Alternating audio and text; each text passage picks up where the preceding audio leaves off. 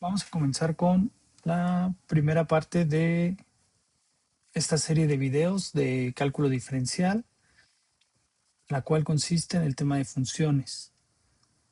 Para este primer video vamos a empezar con algunas definiciones referentes del tema de conjuntos. Entonces vamos con eso.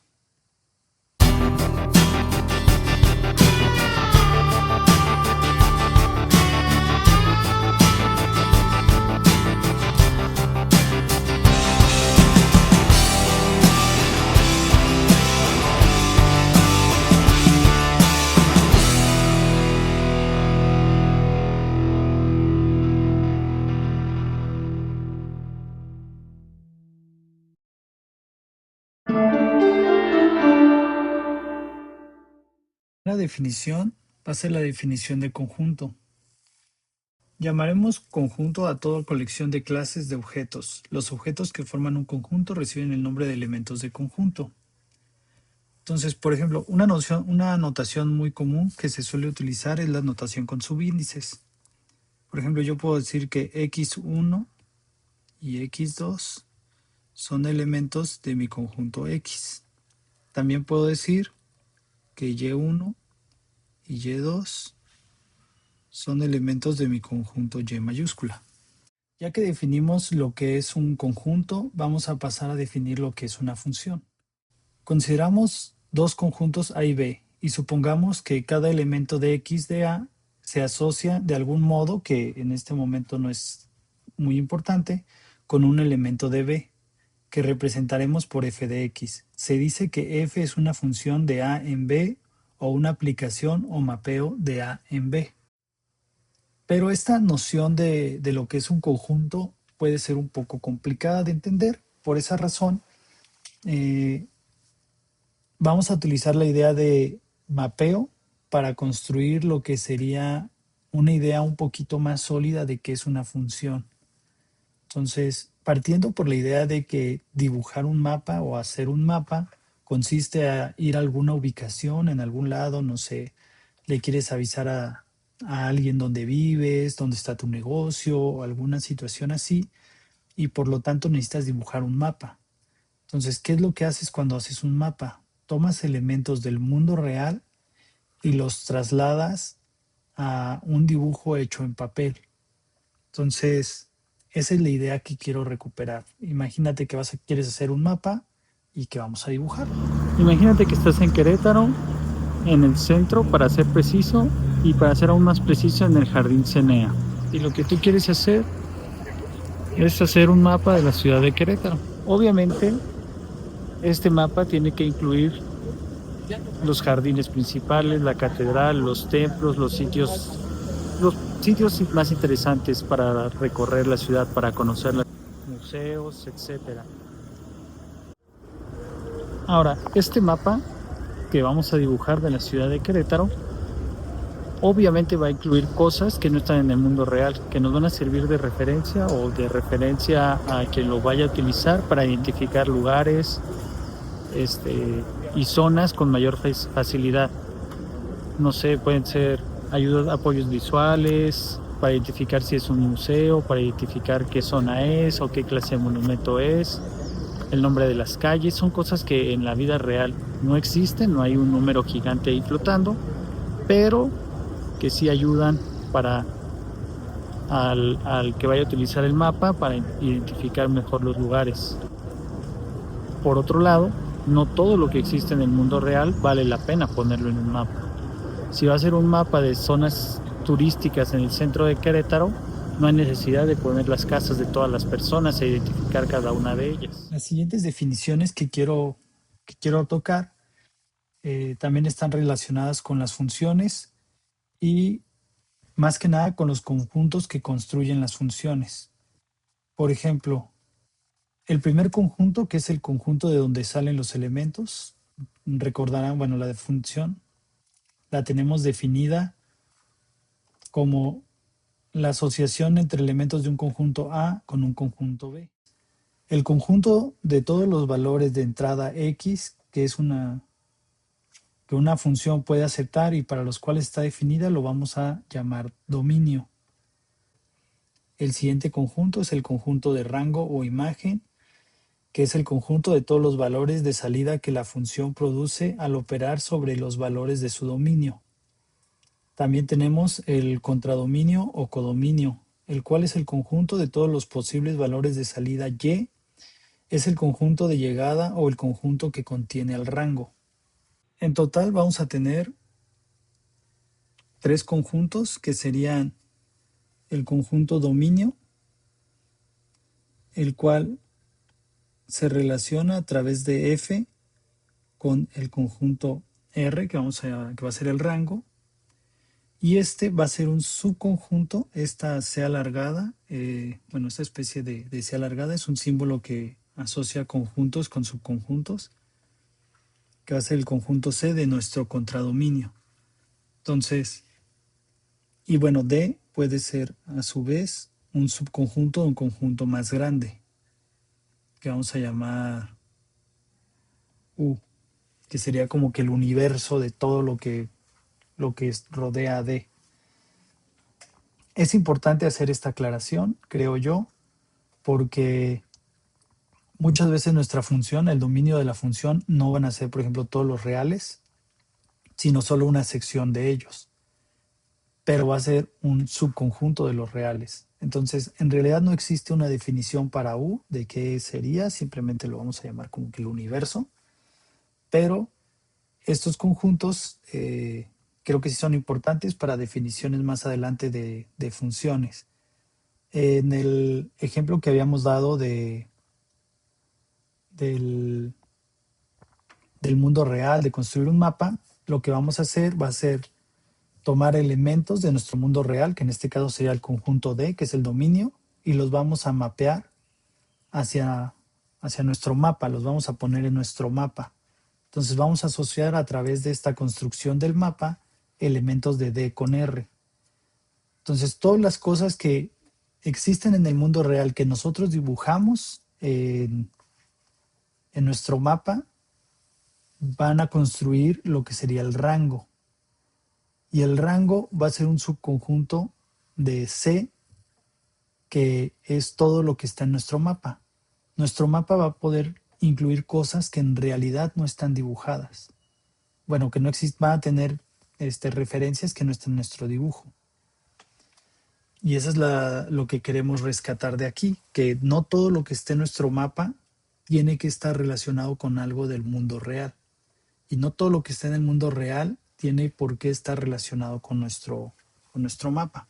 Otra cosa que creo que vale la pena mencionar en referencia a mapeos y funciones es que no todo lo que está en el mundo real lo tenemos que dibujar con una precisión máxima. ¿A qué me refiero?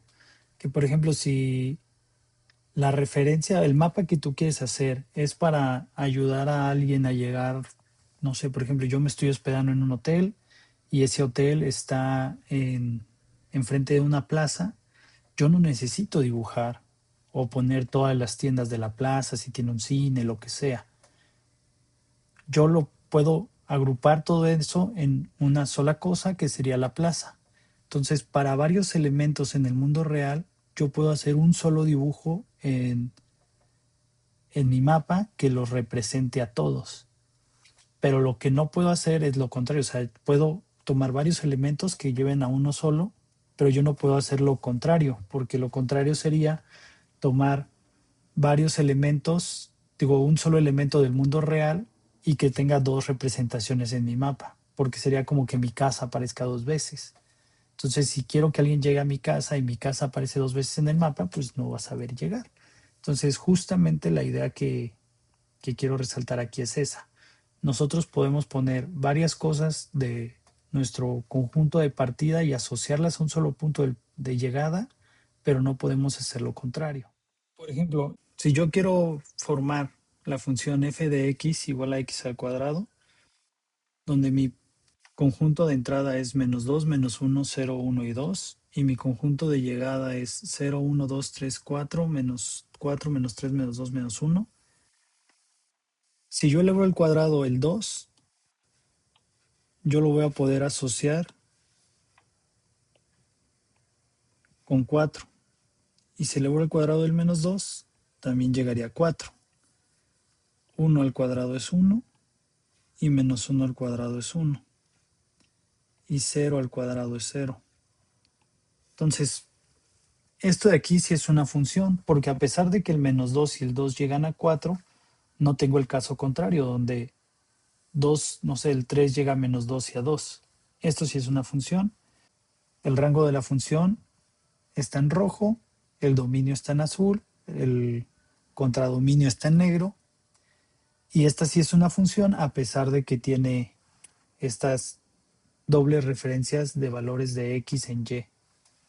Lo que no se puede sería lo contrario, que nosotros queramos tomar dos valores en y asociarlos con un solo valor de x, eso es lo que no se puede.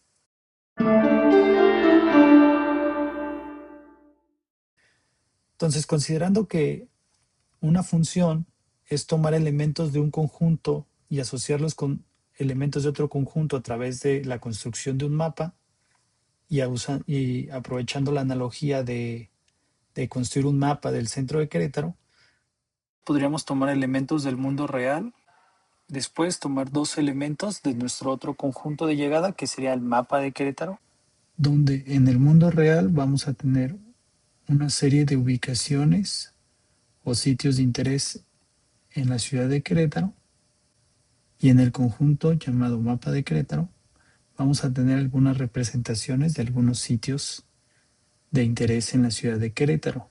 La tarea que va a desempeñar la función es la de asociar a cada elemento del mundo real su representación en el mapa. De esta manera, y siguiendo este ejemplo, tendríamos una representación tanto para la Plaza de Toros de Querétaro como para el Estadio Corregidora, el Palacio de Gobierno, para la terminal de autobuses de Querétaro, para la estatua de Conín, para el Cerro de las Campanas, para los arcos de Querétaro, para el Centro de Congresos de la ciudad y para el Instituto Tecnológico de Querétaro, que es donde yo hice mis estudios. Algo que podemos aprovechar para aclarar en este momento es el concepto de par ordenado, el cual es una representación A, B, donde A es un elemento del dominio y B es un elemento del contradominio. Esta representación sigue un estricto orden, entonces tenemos que ser muy cuidadosos de respetarlo. Para nuestro ejemplo, nuestro dominio sería el mundo real y nuestro contradominio sería el mapa de Querétaro. Entonces, del lado izquierdo tendríamos la foto del sitio de interés y del lado derecho tendríamos su correspondiente dibujo en el mapa de Querétaro. Tomando esto en cuenta, nosotros vamos a poder construir o representar las funciones de dos maneras. La primera va a ser una tabla donde de este lado vamos a tener los elementos del dominio y de este lado los elementos del rango. Entonces, para los elementos del conjunto del dominio, que podrían ser -3, -2, -1, 0, 1, 2 y 3, yo les voy a asociar valores que podrían ser 4, 2, 1, 0, -1, 2 y 4. La otra manera de representar una función va a ser con una gráfica en un plano. El plano va a tener dos ejes, el eje horizontal va a ser el eje X, el eje vertical va a ser el eje y va a estar dividido en 4 cuadrantes. Del lado derecho están los valores positivos del dominio, del lado izquierdo los valores negativos, y para el rango, para el eje Y, arriba están los positivos y abajo los negativos. El plano lo vamos a dividir en 4 partes llamadas cuadrantes. El primer cuadrante es donde los dos son positivos. El segundo cuadrante es donde Y es positivo pero X negativo. El tercer cuadrante es donde los dos son negativos. Y el cuarto cuadrante es donde X es positivo y Y es negativo. La forma en la que se van a se van a representar las funciones en el plano va a ser a través de la asociación de puntos. Por ejemplo, para la función que presentamos aquí, estos van a ser negativos. Vamos a tener que para -3 Si este es 1, 2 y menos 3, le va a corresponder el valor de 4. 1, 2, 3, 4. Y aquí este es menos 3, este es menos 2 y este es menos 1. Entonces para el valor de menos 2 tenemos 2, 1, 2. Para el valor de menos 1 tenemos 1. Para el valor de 0 tenemos 0.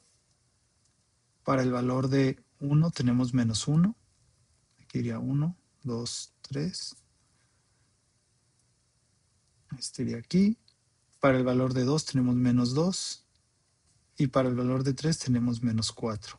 Esta ya es una función. Y otra cosa que quiero aprovechar aquí es la idea de evaluación de la función. Entonces, cuando nosotros hablamos de evaluar la función, es, dado un valor en el dominio, ver qué valor le corresponde en el rango. Por ejemplo, si yo quiero evaluar la función en menos 2, su correspondencia va a ser el valor de 2. Mientras que si yo la quiero evaluar en 3, su correspondencia va a ser el valor de 4. Y esto mismo lo podemos hacer en la gráfica a través de la evaluación de puntos. Entonces, si yo quiero saber cuánto vale la función en menos 2, trazo una recta que me permita averiguar su valor en el eje Y. Mientras que si lo quiero saber en 3, trazo una recta que me ayude a aproximar este valor. De esta manera yo puedo saber que aquí este vale 2 y para 3 este vale menos 4, que es la asociación de acá. Bueno, como ya dijimos, construir una función es asociar dos elementos de dos conjuntos, elementos de dos conjuntos no necesariamente iguales a través de un mapeo que nosotros llamamos función. Entonces, ahorita lo que vamos a hacer es tratar de obtener una de las herramientas más importantes que se tienen en ciencia e ingeniería referentes al tema de funciones, que es la gráfica de la función. Entonces, ¿cómo se puede obtener una gráfica de la función? Supongamos que tenemos dos conjuntos como los que se muestran en esta tabla. Entonces, para cada valor de x hay un valor que le corresponde en y. Lo que vamos a hacer es asociar estos valores de x y y en una gráfica. Normalmente al eje de las x es el eje horizontal y el eje de las y es el eje vertical. Entonces, lo que vamos a hacer es tomar los valores de estos puntos y tratar de ubicarlos dentro de nuestra gráfica. Empezando por el valor de menos 10, que es el más simple de encontrar. Vamos a suponer que cada una de estas intersecciones tiene un valor de 2. Entonces, el valor de menos 10 en x le asociamos este valor de 2 en y. El siguiente valor más fácil de encontrar es el valor de 0 en x, que le corresponde menos 3, que estaría más o menos en este lugar. Y para el valor de 10 le corresponde 7, que estaría 2, 4, 6, 7, por aquí más o menos. Entonces, lo consiguiente es empezar a rellenar la función. Sería poner puntos, por ejemplo, para menos 9 sería 2.535, que estaría más o menos para acá. Para menos 8 sería 2.68, que estaría más o menos aquí, hasta conseguir algo similar a esto. Y la idea sería rellenar todos estos espacios vacíos que se encuentran entre los puntos. Entonces, por ejemplo, yo puedo agregar más puntos a esta gráfica. Vamos a pensar que le agrego valores intermedios entre menos 10 y 9, pues menos 9.5 y así sucesivamente para conseguir una gráfica como esta. Y si yo le agrego todavía más valores, vamos a tener una gráfica como esta que muestra una línea sólida. Prácticamente ya no son puntos, ya se ve una línea sólida. Esa es la idea que quiero construir o que quiero llevar a cabo, ¿no? Que es que vamos a tener tantos valores en x que van a hacer parecer a y como una línea sólida. Ahora, esto no es necesariamente cierto siempre. Podemos tener una función definida por partes donde una parte llega a un valor superior y otra llega a un valor inferior. El siguiente tema que vamos a tratar es el de funciones crecientes y decrecientes. Esto no es precisamente toda la función, sino una sección de la función. Entonces, vamos a decir que una sección de la función es creciente si se cumple que para x1 mayor que x2, f evaluada en x1 va a ser mayor que f evaluada en x2. Por ejemplo, aquí yo tengo x1 y aquí yo tengo x2. Entonces, x1 es menor que x2 porque está más cerca del origen. Y esta función de aquí a acá, independientemente de qué valor tome, es mayor el x2 que el x1. Entonces, en esta sección, la función es creciente. Y decreciente lo vamos a tener cuando x3 sea menor que x4, pero f de x3 sea mayor que f evaluado en x4. Por ejemplo, yo aquí tengo, vamos a poner en este punto, a x4 y aquí vamos a poner a x3. Entonces x3 es menor que x4, pero entre estos dos puntos la función f de x siempre va a ser más alta en 3 que en 4, siempre va a tener un valor más alto en referencia a y cuando está más cerca de 3 que cuando está más cerca de 4. Entonces en esta sección se dice que la función es decreciente. Bien, ahora lo que vamos a hacer es definir lo que serían funciones inversas, para lo cual hay que hacer unas definiciones previas. Vamos a empezar definiendo lo que sería una función inyectiva, la cual es una función o una aplicación que va de A a B, es inyectiva si los elementos distintos de A tienen imágenes distintas en B. Es decir, si para todo X y Y en A, tales que X es diferente de Y, se tiene que f de X es diferente a f de Y, o equivalentemente, si f de X es igual a f de Y, implica que X es igual a Y. Esto lo que nos dice es que para cada valor, bueno, que no pasa lo que mencioné hace rato, que es que para diferentes valores de X, te tiene que dar diferentes valores de Y. Si nos llevan exactamente el mismo valor de X al mismo valor de Y, entonces esto ya no es una función inyectiva. La siguiente es la función suprayectiva, que es una aplicación que va de F a B. Digo, F que va de A a B es suprayectiva si F de A es igual a B. Esto lo que quiere decir es que el conjunto rango y contradominio es exactamente el mismo. Si el conjunto C y el conjunto R son exactamente iguales, entonces nuestra función es suprayectiva. Si nosotros tenemos una función que es suprayectiva e inyectiva al mismo tiempo, vamos a decir que es una función biyectiva. Si nuestra función es biyectiva, tiene la propiedad que es una función invertible. ¿Por qué? Porque una de las condiciones para que algo sea una función es que todo nuestro dominio, que todos los elementos del dominio tengan una imagen o estén presentes en el rango. Entonces necesitamos que nuestro conjunto de llegada sea completo para que nosotros podamos voltear la función. O sea, que nuestro conjunto que antes era el de llegada, ahora sea el de salida. Entonces, obviamente lo que va a suceder es que nuestro nuevo conjunto de llegada va a estar completo, pero necesitamos que todo el de salida esté completo. Y como esta función va a estar al revés, entonces no podemos permitir que pase algo similar a esto, porque el momento en que nos queramos ir de derecha a izquierda, vamos a tener que para 4 tenemos un valor de -2 y un valor de 2 y no vamos a saber a cuál llegar. Por eso necesitamos que la función sea inyectiva y al mismo tiempo que sea suprayectiva, porque tiene que nuestro conjunto, el nuevo conjunto de salida, tenemos para cada uno de los elementos tenemos que tener un elemento de llegada.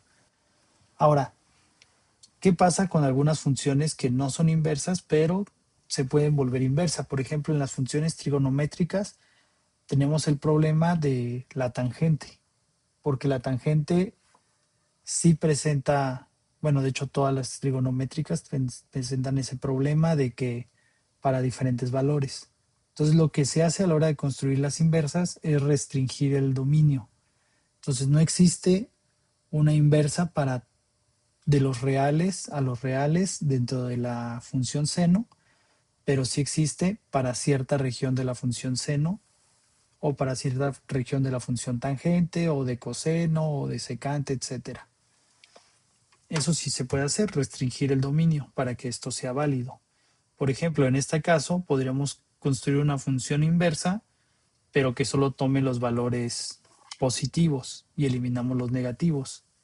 Entonces, esta nueva función que solo toma estos valores, sí podría ser una función invertible.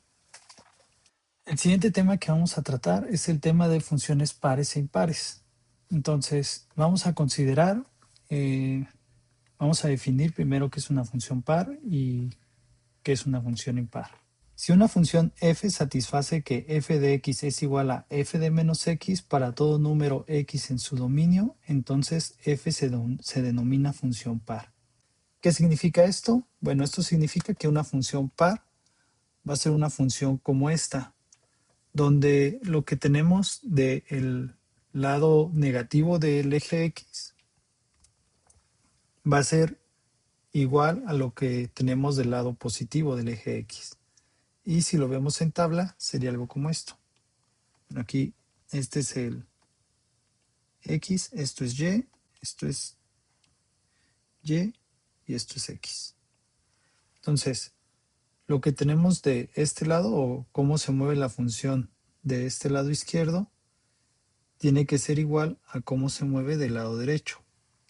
Y lo que, si lo vemos en tabla, lo que veríamos sería que para menos 0.5 sería el mismo valor que para 5. Para menos 3 debe de ser el mismo valor que para 3 y así sucesivamente. Entonces, esto es una función par. Mientras que una función impar la vamos a definir como si f satisface que f de menos x es igual a menos f de x para todo número x en su dominio, entonces f se conoce como una función impar, que sería una gráfica como esta y una tabla como esta, donde nuevamente aquí esto es y, esto es x y esto es y. Entonces, ¿qué es lo que nosotros veríamos? Veríamos que cuando x baja por los negativos, en el cuadrante que se encuentra completamente del otro lado, o sea, si estamos en el cuadrante inferior izquierdo sería el superior derecho, y si estamos en el cuadrante superior izquierdo sería el inferior derecho, o bueno, el 1 con el 3 y el 2 con el 4. Entonces lo que tenemos en esa gráfica sería un espejo de lo que tendríamos en el otro cuadrante. Eso es lo que se refiere. Y aquí lo que podemos ver es que, por ejemplo, para menos 1, los valores que tendríamos serían menos f de x. Entonces aquí tendríamos 1 y 3. Para menos 4 tenemos menos 6 y en este caso tenemos 4 y 6. Entonces, estos son unos ejemplos de funciones pares e impares y cómo se ven sus gráficas y su comportamiento. A continuación vamos a hacer algunos ejercicios, los cuales van a consistir en, dadas unas funciones, vamos a ver su dominio, su contradominio, su dominio, su rango, algunos valores para checar la parte de evaluación en algunos puntos de la función. Vamos a revisar si es par o impar. Entonces, bueno, las funciones que tenemos son estas, es la función seno, la función x cuadrada, la función e a la x y la función raíz cuadrada de x. Entonces, la primera podemos ver que es una función impar, ya que lo que está en el primer cuadrante se refleja en el tercero y lo que está en el segundo cuadrante se refleja en el cuarto. Ahora, el dominio de esta función es igual a todos los reales. Esto lo podemos saber porque la función seno nace del círculo unitario. Entonces, lo que pasa en la primera vuelta del círculo unitario se repite todas las vueltas. Entonces, si no hay ninguna, si no hay un corte en la función en la primera vuelta, pues no habrá ningún otro punto. El rango va a ser de -1 a 1. Estos corchetes cuadrados lo que indican es que es cerrado por la izquierda y por la derecha. ¿Esto qué quiere decir? Que toman los valores de los extremos. Cuando un conjunto es, o bueno, más bien cuando un rango es abierto por la izquierda, se pone un paréntesis y lo que dice es que no toma, por ejemplo, en este caso no tomaría -1, y si es abierto por la izquierda, abierto por la derecha, no tomaría el 1 y sería un paréntesis. Ahora también no necesariamente es cerrado y cerrado, puede ser abierto y cerrado. Y algunas evaluaciones, por ejemplo, en este punto de aquí tenemos el valor pi, es 1, 2, 3.14 y de este lado tenemos menos pi. En estos dos puntos, f de menos pi es igual a 0, en pi, f de pi es igual a 0, f en 0, aquí tenemos el origen, f en 0 es igual a 0. Esto de aquí sería pi medios y aquí tendríamos menos pi medios. Y podemos ver que f en menos pi medios es igual a -1 y f en pi medios es igual a 1.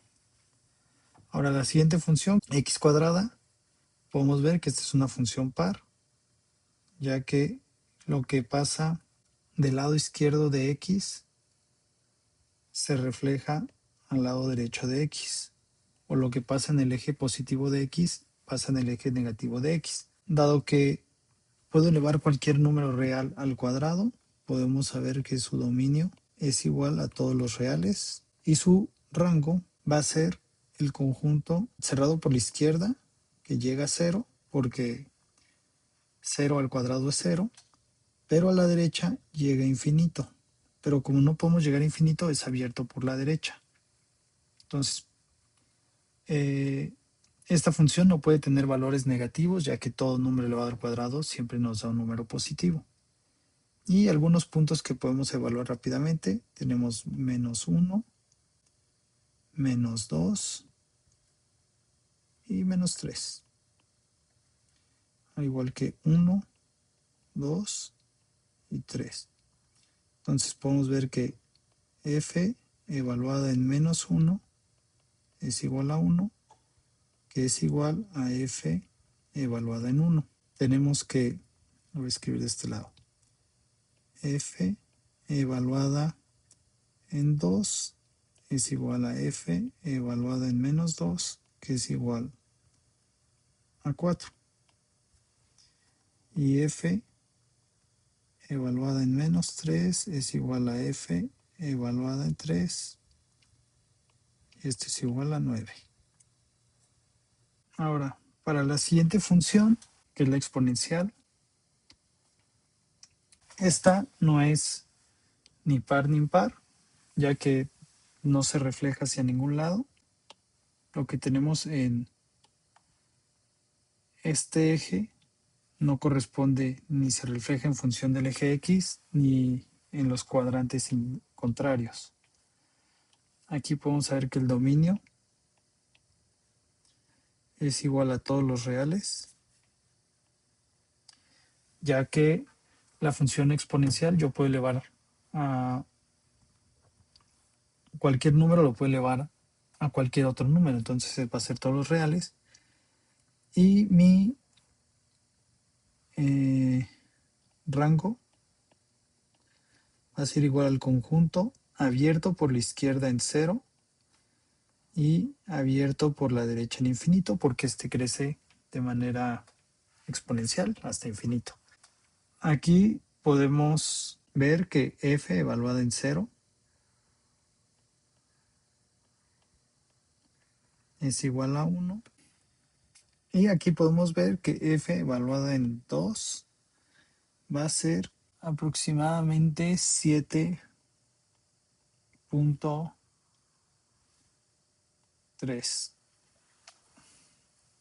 Y con la última función, que es la función raíz cuadrada, podemos ver que nuevamente ni se refleja en el eje X ni se refleja en el cuadrante contrario. Entonces esta tampoco es ni par ni impar. Podemos ver que el dominio es igual al conjunto cerrado desde la izquierda en 0, porque la raíz cuadrada de 0 es 0, pero abierto por la derecha en infinito. Y el rango va a ser cerrado por la izquierda y abierto por la derecha. Algunos puntos interesantes en los que lo podemos evaluar fácilmente. Tenemos que f de 0 es igual a 0. F en 4 es igual a 2. Y f en 9 es igual a 3.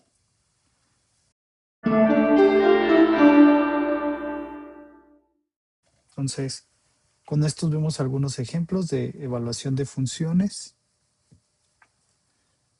y dominio, rango, funciones pares e impares. Por ejemplo, vamos a ver ahorita el tema de funciones nuevas a partir de funciones antiguas. Entonces, vamos a considerar que tenemos dos funciones, f de x y g de x, y que tenemos una constante c, que para casos prácticos en cálculo diferencial de una variable va a ser un número real. Entonces yo puedo construir una nueva función h de x igual a mi función f de x más g de x. Puedo construir una función h de x igual a f de x menos g de x. Puedo construir una función h de x que va a ser igual a mi constante c que multiplica a mi función f de x.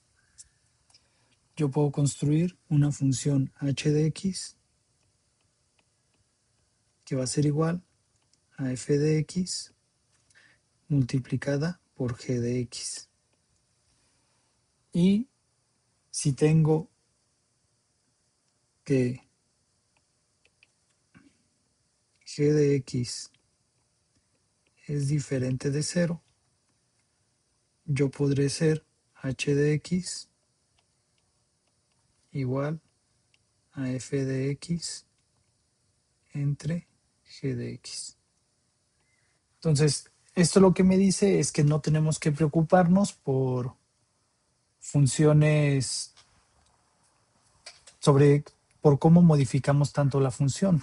Si yo sumo dos funciones, sigue siendo una función. Entonces, cuando yo veo una suma de funciones, sé que va a seguir trabajando con una función, que no va a suceder esto de que para un punto en X voy a tener dos puntos en Y o al contrario.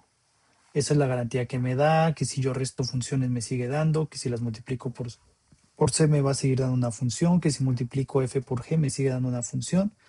Entonces, una nueva forma que podemos tener para obtener funciones nuevas a partir de funciones conocidas es con las funciones por partes. Vamos a definir a las funciones por partes como, dado un conjunto A representado como una unión de conjuntos disconjuntos AI y que para cada uno de los AI existe una función fi que asocia valores de AI con B, entonces H es una función definida a trozos si para todo X en AI, H de X es igual a f de I de X para I entre 1 y N. ¿Qué quiere decir esta definición tan compleja? Bueno, vamos a rescatar cosas importantes. Para empezar, quiere decir el hecho de que AI sea representado como una unión de conjuntos disconjuntos AI, lo que nos dice es que no vamos a tener valores diferentes de en H para cada uno de los valores distintos de X. Recuerden que una de las propiedades más importantes, bueno, una de las propiedades que define una función es el hecho de que para cada valor de X no pueden existir dos valores de la función y esto lo está restringiendo. De esta manera podemos evitarlo. Ahora, ¿qué otra cosa nos dice? Nos está diciendo que para cada uno de los subconjuntos AI que forman a, que es nuestro dominio, va a existir una función f que lo asocia con un valor de b. Entonces, ¿cómo se vería esto en un ejemplo? Teniendo nuestro plano cartesiano, donde aquí tenemos el eje y, aquí está el eje x, nuestra función h va a estar definida por tres funciones, f1 de x, f2 de x y f3 de x. Lo que vamos a hacer a continuación es asociar valores en el dominio de h para cada una de estas funciones. Por ejemplo, podemos tomar f1 para todos los x menores que a f2 de x para todos los x mayores a y f3 de x para todas las x iguales a a. Ahora, recordar que en la definición dice que pueden ser n funciones. Entonces podríamos tener n particiones del dominio y n de funciones asociadas que conformen a h. Las funciones f pueden ser iguales o distintas. Sean estas nuestras tres funciones, f1 en color rojo, f2 en color azul y f3 en color verde. Y vamos a construir nuestra función h en color negro. Y sea el punto A. Entonces, h primero tomaría los valores de f1 casi hasta llegar a A. Los valores de f2 otra vez casi hasta llegar a A, pero siempre mayores. Y el valor de f3 justamente en A. Y así es como se vería nuestra función.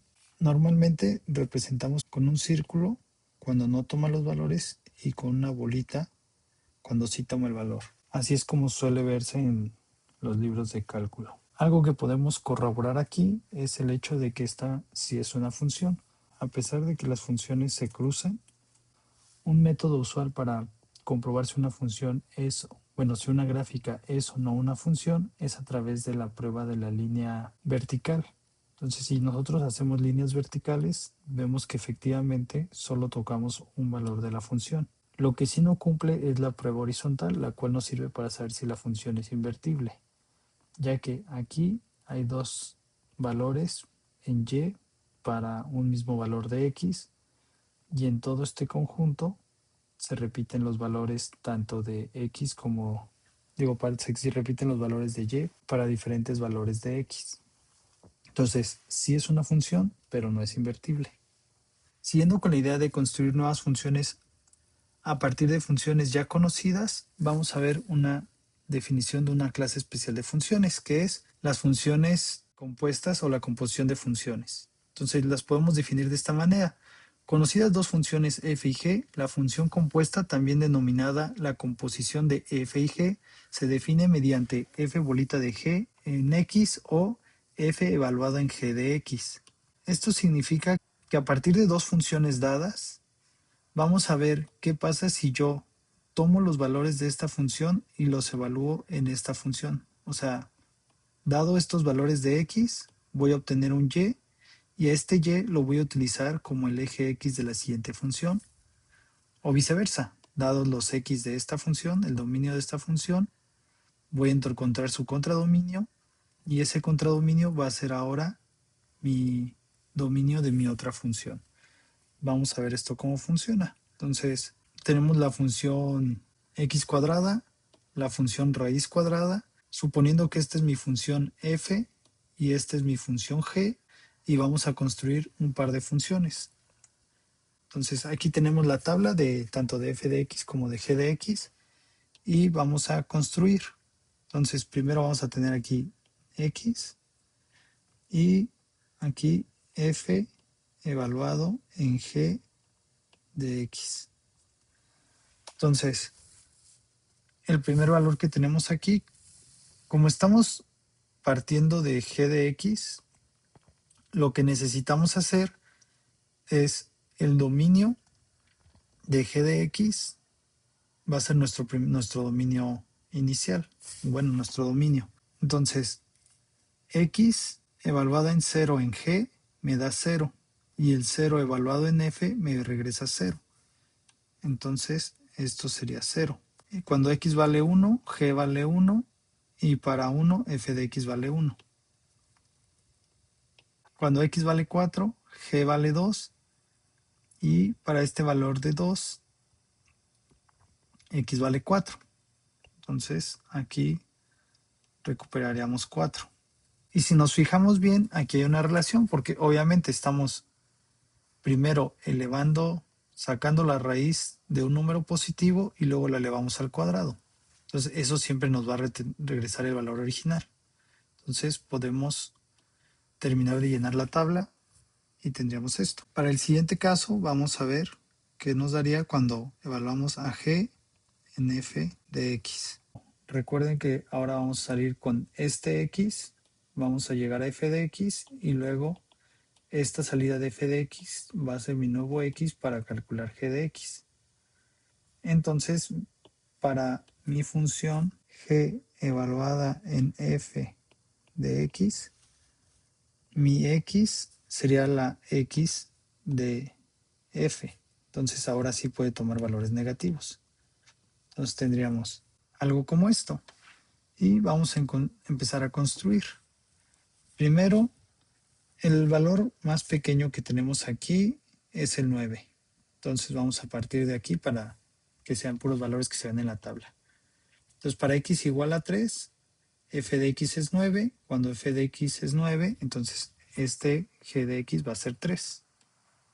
Ahora, cuando x es 2, f de x es 4. Y cuando f de x sea 4, g de x va a ser 2. Para 0 tenemos 0. Y cuando x es 0, g de x es 0. Y podemos terminar de construir la tabla y nos quedaría algo así. Entonces, si quisiéramos ver cómo se ven estas gráficas de estas funciones, tendríamos algo así como esto, donde aquí podemos ver que la función no está definida para números negativos, porque recordemos que g no está definida en los negativos y solo se presenta valores para los positivos. Mientras que en g de f de x tendríamos algo como esto, donde aquí sí tenemos definidos valores negativos, por eso la función tiene un dominio en los reales. La diferencia entre las dos gráficas es justamente esa. A pesar de que una está elevada al cuadrado y luego sacamos raíz, y otra es raíz y luego cuadrado, que nos debería de entregar líneas rectas, en este caso sí existe para los negativos. El siguiente tema que vamos a analizar es el de desplazamiento de funciones. Entonces, nuevamente vamos a considerar que tenemos una c, que en este caso va a ser mayor que 0 y que sigue siendo un elemento de los reales. Entonces, dada una función f de x en color gris, que es nuestra función que está en el centro, vamos a ver cómo se desplaza. Si yo le sumo a f de x un valor c, me va a dar la función en color amarillo. Bueno, yo lo voy a poner en naranja para que se distinga. Entonces, la función en color amarillo sería f de x más c. ¿Qué es lo que nos va a ocasionar? Que nuestra función f de x se desplace hacia arriba un valor de c. Entonces, si ahora yo le resto a f de x el valor de c, lo que me va a entregar es una función que se desplaza, que es la que está en color verde. Mientras que si yo evalúo la función, en vez de evaluarla en el valor de x, lo voy a evaluar en un valor x más algo. Entonces, vamos a pensar que si tenemos nuestro conjunto A, ahora va a ser en A más C. Entonces, este es nuestro conjunto X, este es nuestro conjunto Y. Entonces, A me llevaba a f de x. Pero si yo ahora evalúo a f en A más C, entonces ahora voy a tener f de A más C. Ay, perdón, aquí no era x, aquí era A. Entonces, esto es básicamente lo que vamos a hacer. Vamos a tomar la función y ahora en vez de evaluarla en x, la vamos a evaluar en x más c. Entonces, f evaluada en x más c me va a dar la función azul, que es igual a desplazarla hacia atrás. Mientras que si yo evalúo a f en x menos c, lo que voy a hacer es adelantarla. Esto se puede sentir un poquito contraintuitivo, pero realmente lo que está pasando es que si vamos a pensar la función en cero. En el punto de aquí, la función está en cero. Entonces, si yo a este cero le sumo algo, entonces ahora lo que va a pasar es que va a llegar antes a ese valor. Entonces, en vez de alcanzar este valor en cero, lo va a alcanzar en menos c. Y si yo le resto, entonces lo alcanzaría antes. En vez de alcanzarlo en cero, lo alcanzaría en más c. Mismo caso cuando la subimos, ¿no? En vez de tomar este valor sobre f de x, ahora va a tomar este nuevo valor, f de a, bueno, sería f de 0 más c. Y aquí tendríamos f de 0 menos c. Aquí sí lo sumas y lo restas porque le estás agregando valor. Si aquí valía f de 0 y yo le sumo algo, pues va a tener un valor más alto. Si yo se lo resto, va a tener un valor más bajo. Eso es más o menos la idea del desplazamiento horizontal y vertical. Bueno, el tema con el que vamos a cerrar este video es el tema de alargamiento de funciones y reflexiones verticales y horizontales. Entonces, vamos a ver que esta nueva forma de operar funciones nos sigue entregando funciones, pero ¿qué clase de funciones nos entrega? ¿Qué implica que haga lo que voy a hacer? Entonces, vamos a empezar primero que nada, otra vez, considerando una c, ahora la vamos a considerar mayor que 1 y que es un número real. Entonces tenemos una c que es un número real mayor que 1. Entonces, En color gris tengo mi función original, f de x, y lo que yo voy a hacer va a ser multiplicarla por un valor c mayor que 1 entre los reales. Entonces, si yo multiplico a f por el valor de c, lo que va a ocasionar es que mi función, que antes valía f de x, ahora va a valer c veces f de x. Entonces va a ser una función más grande. Entonces, por ejemplo, en este punto, que vamos a llamarlo punto A, yo voy a tener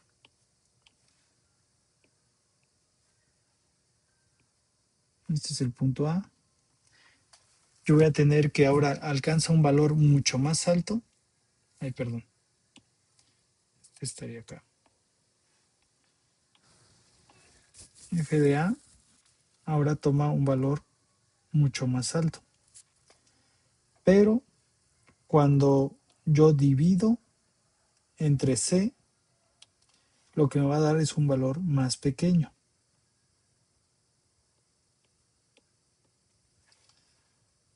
Esto es f de x entre c. Y obviamente todas estas son funciones. Entonces yo voy a tener una h de x igual a esto y una h de x igual a esto.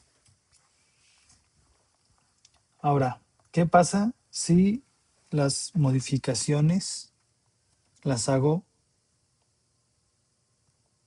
sobre el eje x? O sea, ¿qué pasa? ¿Qué función me da cuando yo multiplico por c a x y no a toda f de x? ¿Y qué pasa cuando yo divido a x entre un valor c? Bueno, lo que va a pasar es que, aunque aquí las funciones no se ven muy parecidas, vamos a tener un alargamiento de la función, pero ahora en el eje de las x. Antes el alargamiento era en el eje de las y. Si nos damos cuenta, los cruces por 0 son 0 todavía. ¿Por qué? Porque c por 0 es 0 y 0 entre c es 0. Entonces realmente los cruces en x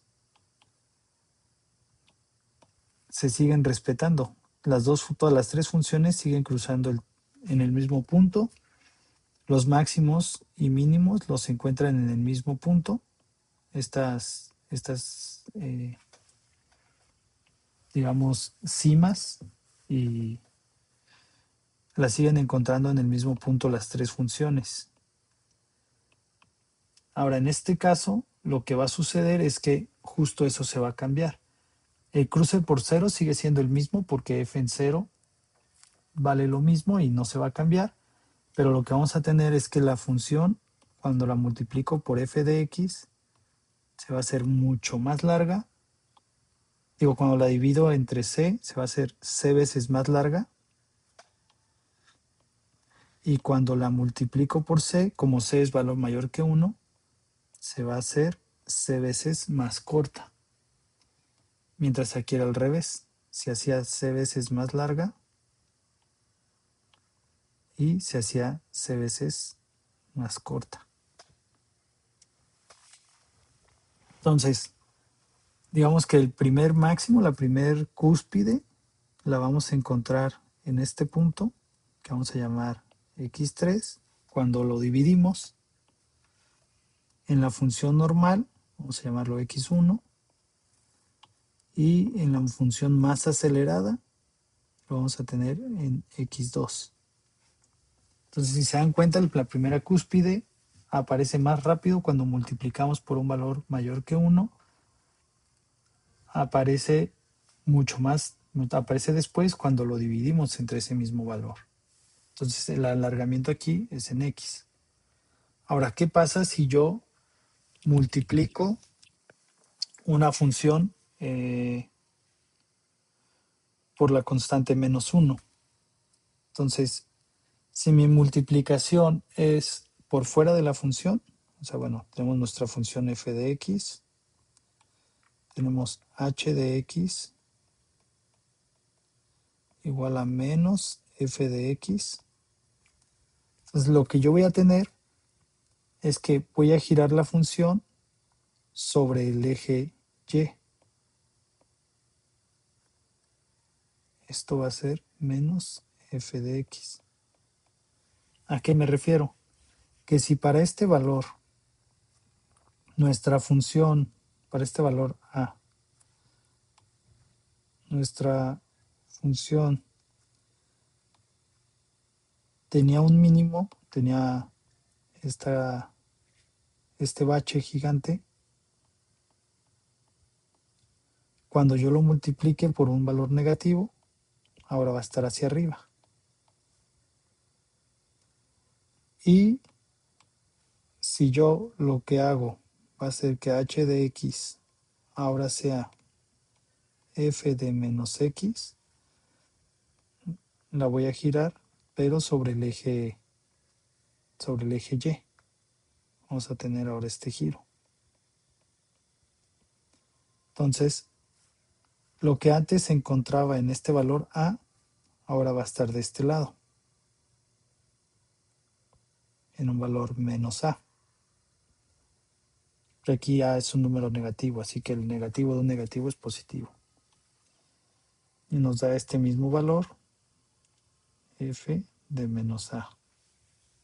Pero, si se dan cuenta, sigue llegando al mismo punto, sigue alcanzando el mismo valor. Nada más que a una distancia a. Y eso es lo que hace.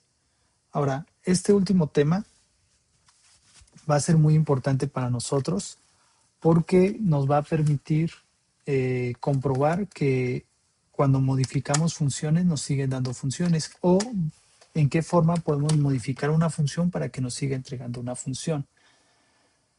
Vamos a ver más adelante en el tema de límites, y después de ahí se va a derivar el tema precisamente de derivadas, y vamos a darnos cuenta que este concepto es sumamente importante. El concepto de que el hecho de que yo multiplique funciones me sigue dando funciones, el hecho de que yo cuando la sumo me sigue dando funciones, que si la multiplico por menos me da una versión invertida girándola sobre el eje X, que si el argumento ahora lo multiplico por menos me la gira sobre el eje Y.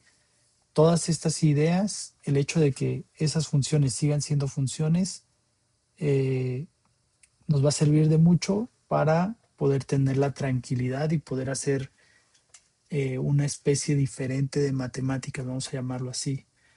¿Por qué? Porque, por ejemplo, si yo quiero o necesito factorizar una función, el hecho de que yo sepa que esta multiplicación sigue siendo válida me va a permitir hacerlo.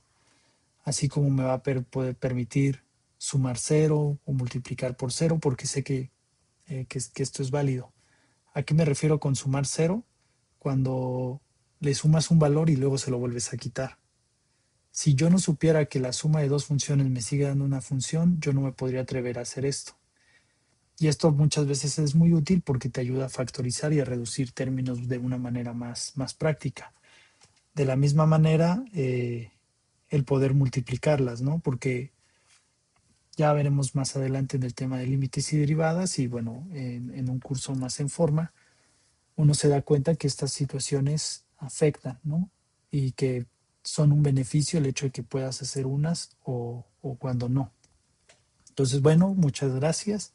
Así terminamos este primer video de funciones, y pues vamos a continuar con el siguiente tema, que es límites. Sin más por el momento, muchas gracias por ver el video. Espero de verdad que lo hayas disfrutado y que haya sido de utilidad para ti. Cualquier sugerencia será bien recibida. A continuación, te dejo la bibliografía del video para que puedas revisarla, y nos vemos la próxima vez.